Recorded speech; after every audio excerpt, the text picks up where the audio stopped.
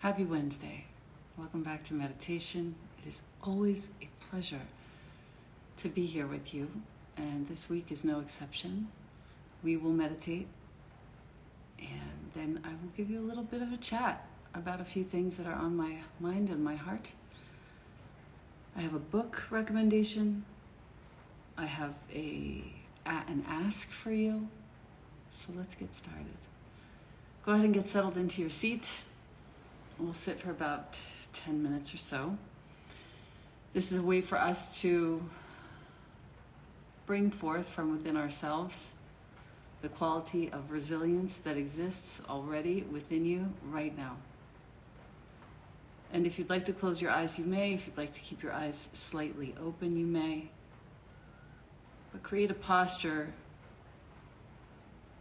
that is supportive of your practice.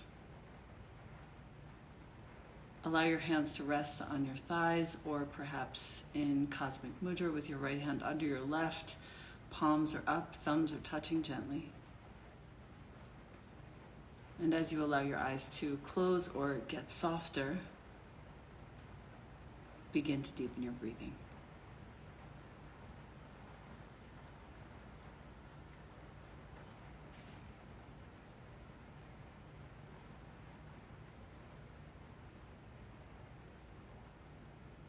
With each inhalation, collect your attention. With each exhalation, let your attention settle. Let your body relax just a bit, keeping your spine tall, upright, and bright.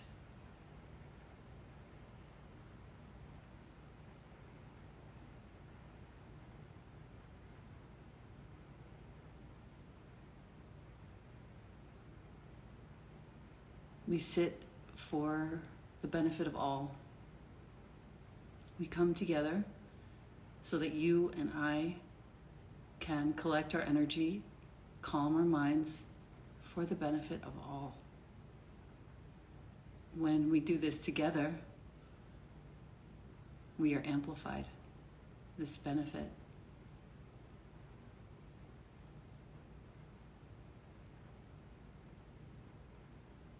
Continuing to collect your attention and relax in this posture. I'll give us about 3 minutes of silence so that you can watch how your brain really does its best to take center stage. Your only mission is to return your attention to your breathing, to your upright stance, posture, and to the ways in which you are allowing your body to relax as you exhale. 3 minutes here.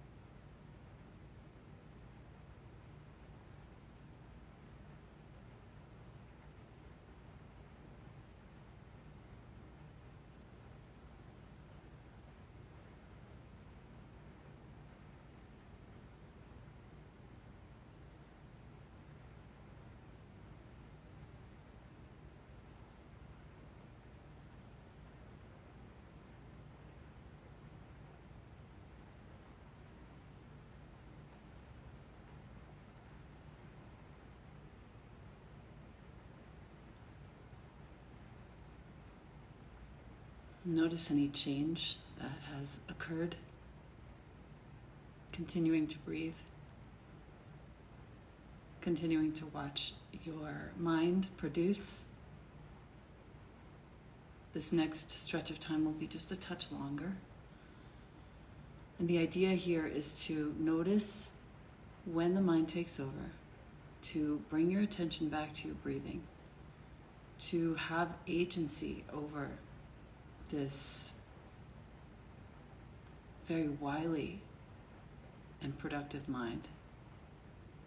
And allow yourself to return to this seat with all of your attention, calmly, steadily, and consistently.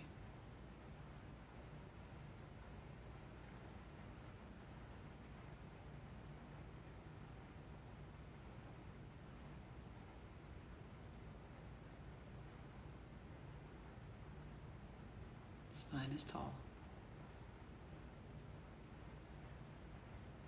Back is strong, front so soft.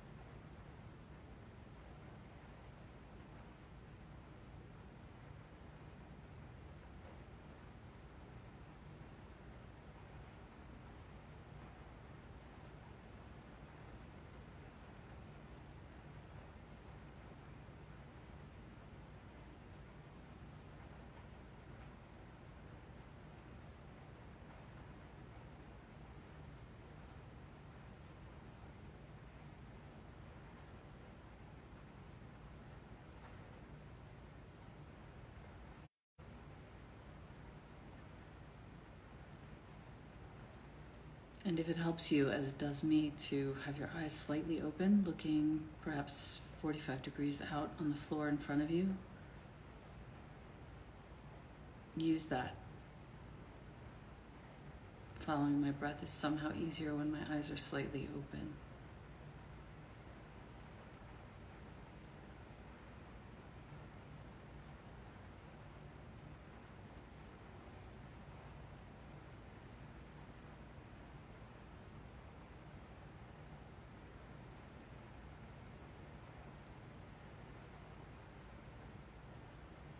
Savor the silence. We have just a few more minutes here together.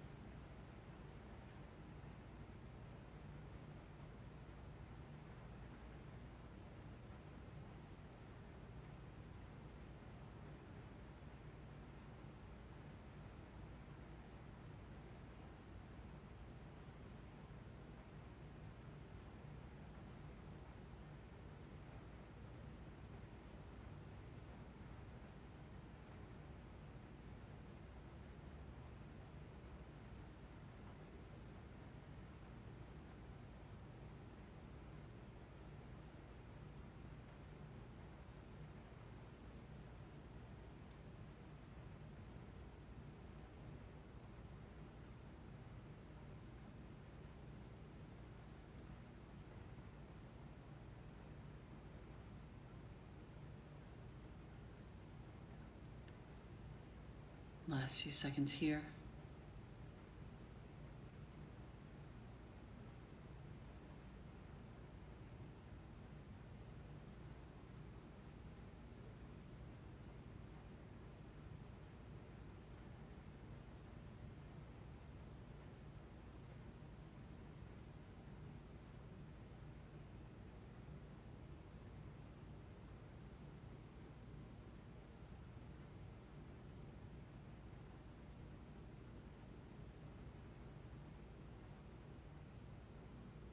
Thank you.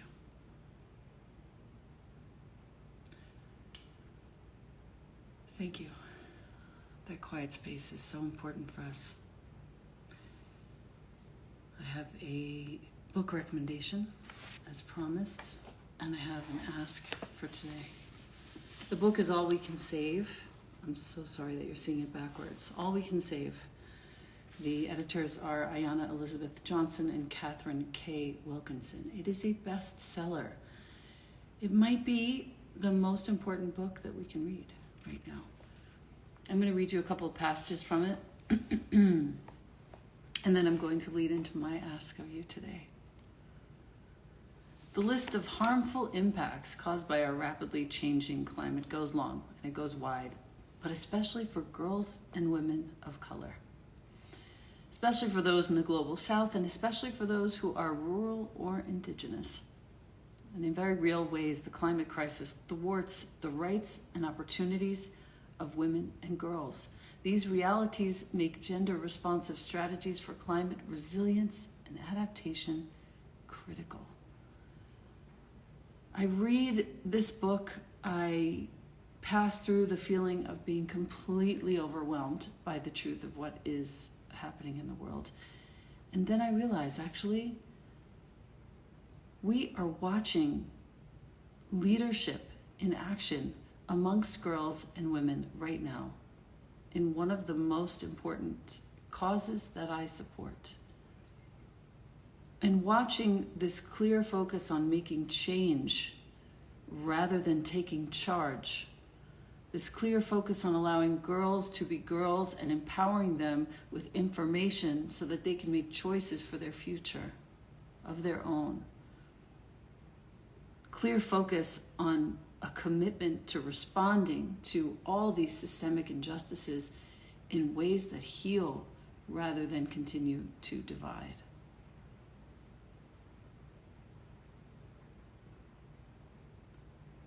Women and girls tend to collaborate and offer more wisdom through their leadership. They tend to lift each other up in the best of circumstances. They tend to help each other out.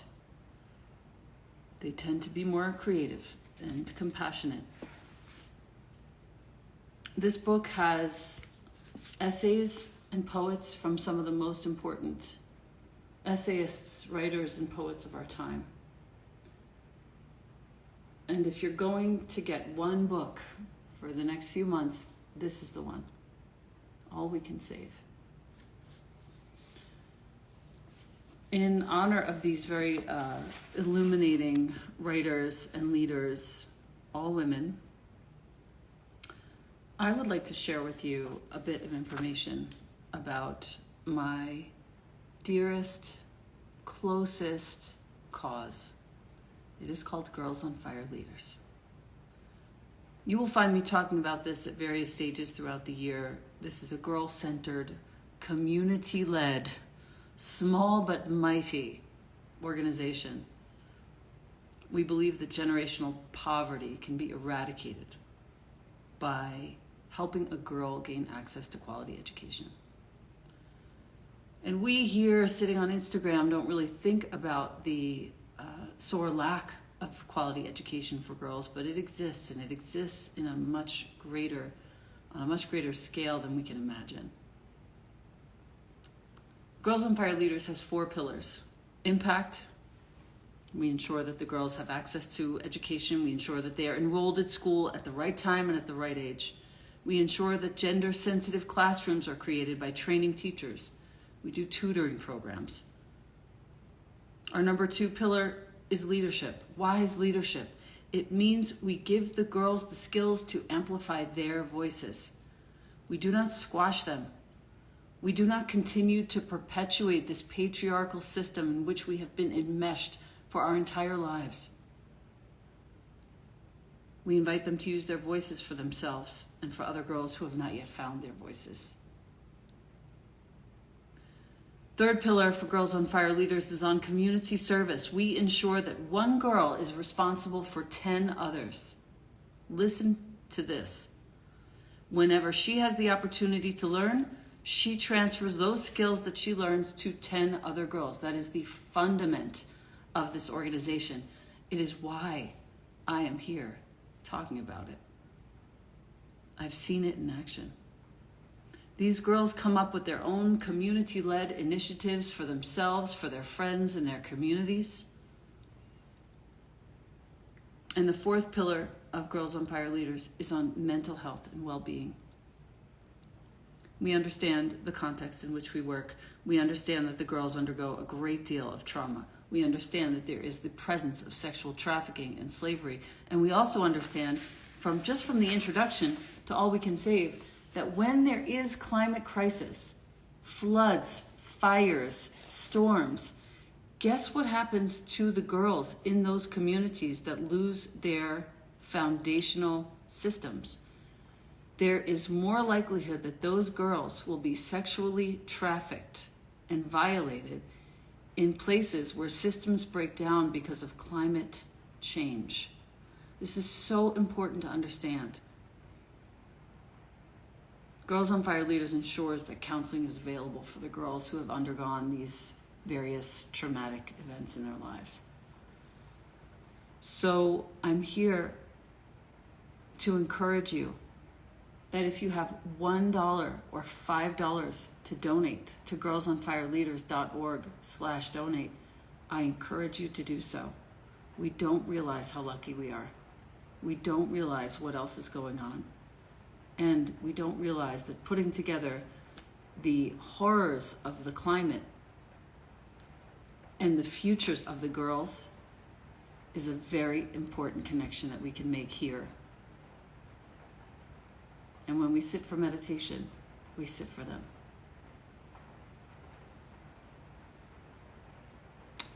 I want to thank you so much for listening. Thank you for your support. Thank you for your love. And thank you for your meditation. As I said at the very beginning, we sit alone and together for all. We sit to calm our own minds so that we can be of use and utility and service to all. Thank you. Thank you very much for being here today. I see you again next week. See some of you in New York on Friday too. I can't wait. Thank you so much.